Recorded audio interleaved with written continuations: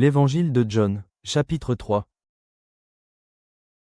Mais il y eut un homme d'entre les pharisiens, nommé Nicodème, un chef des Juifs, qui vint, lui, auprès de Jésus, de nuit, et lui dit : Rabbi, nous savons que tu es un docteur venu de Dieu, car personne ne peut faire ces miracles que tu fais, si Dieu n'est avec lui. Jésus lui répondit : en vérité, je te le dis, si un homme ne naît de nouveau, il ne peut voir le royaume de Dieu. Nicodème lui dit : comment un homme peut-il naître quand il est vieux ?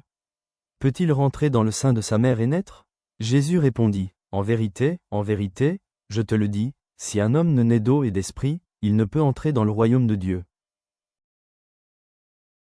Ce qui est né de la chair est chair, et ce qui est né de l'esprit est esprit. Ne t'étonne pas que je t'ai dit, il faut que vous naissiez de nouveau. Le vent souffle où il veut, et tu en entends le bruit, mais tu ne sais d'où il vient, ni où il va. Il en est ainsi de tout homme qui est né de l'esprit. Nicodème lui dit : comment cela peut-il se faire ? Jésus lui répondit : tu es le docteur d'Israël, et tu ne sais pas ces choses. En vérité, je te le dis, nous disons ce que nous savons, et nous rendons témoignage de ce que nous avons vu, et vous ne recevez pas notre témoignage. Si vous ne croyez pas quand je vous ai parlé des choses terrestres, comment croirez-vous quand je vous parlerai des choses célestes ? Personne n'est monté au ciel, si ce n'est celui qui est descendu du ciel, le Fils de l'homme qui est dans le ciel. Et comme Moïse éleva le serpent dans le désert, il faut de même que le Fils de l'homme soit élevé, afin que quiconque croit en lui ait la vie éternelle. Car Dieu a tant aimé le monde qu'il a donné son Fils unique, afin que quiconque croit en lui ne périsse point, mais qu'il ait la vie éternelle. Dieu, en effet, n'a pas envoyé son Fils dans le monde pour qu'il juge le monde, mais pour que le monde soit sauvé par lui. Celui qui croit en lui n'est point jugé, mais celui qui ne croit pas est déjà jugé, parce qu'il n'a pas cru au nom du Fils unique de Dieu.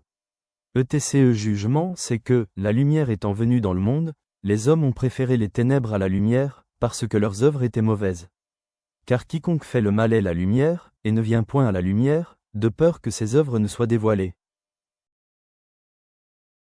Mais celui qui agit selon la vérité vient à la lumière, afin que ses œuvres soient manifestées, parce qu'elles sont faites en Dieu. Après cela, Jésus, accompagné de ses disciples, se rendit dans la terre de Judée, et là il demeurait avec eux, et il baptisait. Jean aussi baptisait à Hénon, près de Salim, parce qu'il y avait là beaucoup d'eau, et on y venait pour être baptisé. Car Jean n'avait pas encore été mis en prison. Or, il s'éleva de la part des disciples de Jean une dispute avec un juif touchant la purification. Ils vinrent trouver Jean, et lui dirent : Rabbi, celui qui était avec toi au-delà du Jourdain, et à qui tu as rendu témoignage, voici, il baptise, et tous vont à lui. Jean répondit : un homme ne peut recevoir que ce qui lui a été donné du ciel. Vous-même m'êtes témoin que j'ai dit : je ne suis pas le Christ, mais j'ai été envoyé devant lui.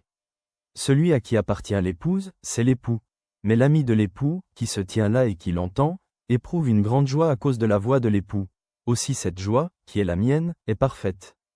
Il faut qu'il croisse, et que je diminue. Celui qui vient d'en haut est au-dessus de tous. Celui qui est de la terre est de la terre, et il parle comme étant de la terre. Celui qui vient du ciel est au-dessus de tous, il rend témoignage de ce qu'il a vu et entendu, et personne ne reçoit son témoignage.